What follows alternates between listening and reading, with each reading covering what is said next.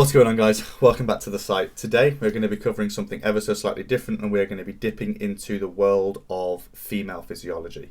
Now this of course is a huge category that we could never cover exclusively in even a few videos, but we're going to try and touch the surface in a few different areas within this category to hopefully give you a bit more of an informed perspective and a better understanding as to actually what's happening within us as a female from a physiology perspective.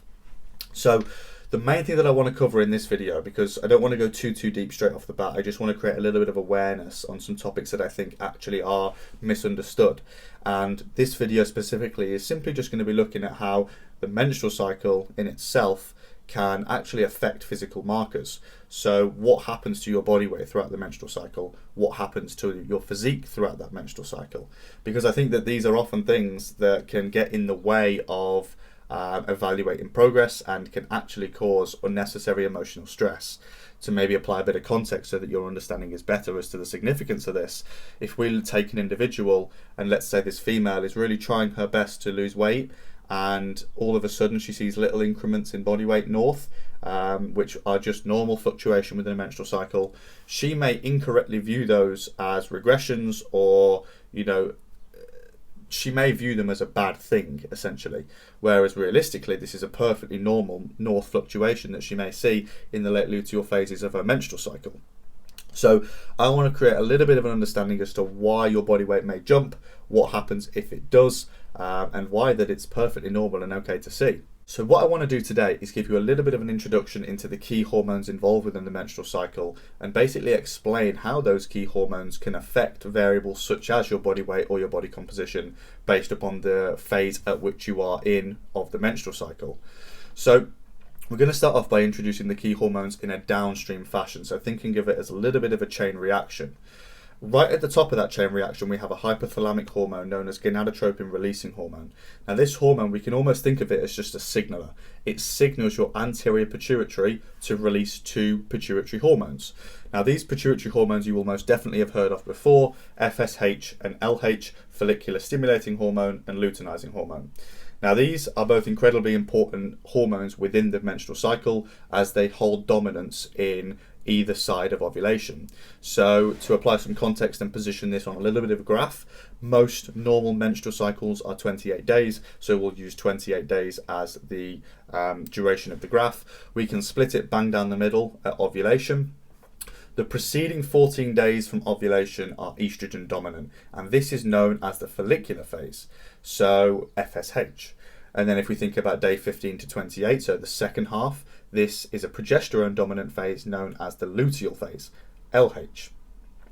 Sodium handling is affected in all aspects of this phase, and if we think about breaking it down into 4 quadrants, at each quadrant there is going to be a difference in sodium handling, and therefore as a result of that there is going to be fluctuation north or south in intra and extracellular water concentrations, and therefore body weight and body composition is going to be affected multiple different ways at multiple different stages of the menstrual cycle, and that is what we need to understand.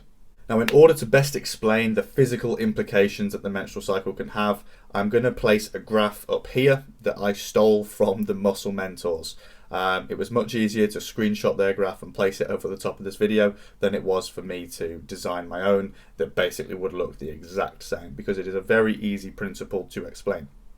So we're going to start off by understanding the 4 different phases. Within the follicular phase, we have both the early follicular and the late follicular. Within the luteal, we have the early luteal and the late luteal.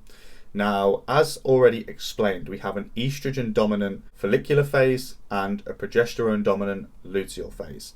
And at the start of this estrogen dominant follicular phase, we can expect to see water at its lowest. So this low water means that body weight will also be at its lowest.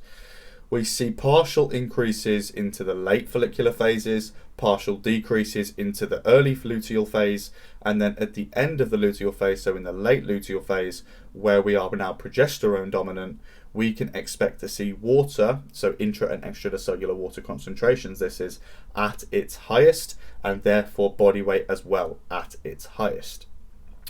So with that being said, we now have an understanding as to exactly what's going on from an intra and extracellular water concentration perspective, and we understand the knock-on effect that that of course has to body weight. If you hold more water, you weigh more. This already should give you, if anything, the full explanation as to exactly why you will see body weight increase and decrease throughout the menstrual cycle, and why it's okay to sometimes expect to see more leniency from your coach if you have seen incremental increases in body weight throughout maybe the late luteal phases of your menstrual cycle. And this is why it's so important to compare like to like weeks, not week to weeks. So what do I mean by that? Don't compare week 1 to week 2 or week 1 to week 3 of the same cycle. Compare week 1 of this cycle to week 1 of the previous or next cycle. Compare week 3 of this cycle to week 3 of the previous or next cycle. And that way we can really compare what's actually different between this 4-week period and the next 4-week period.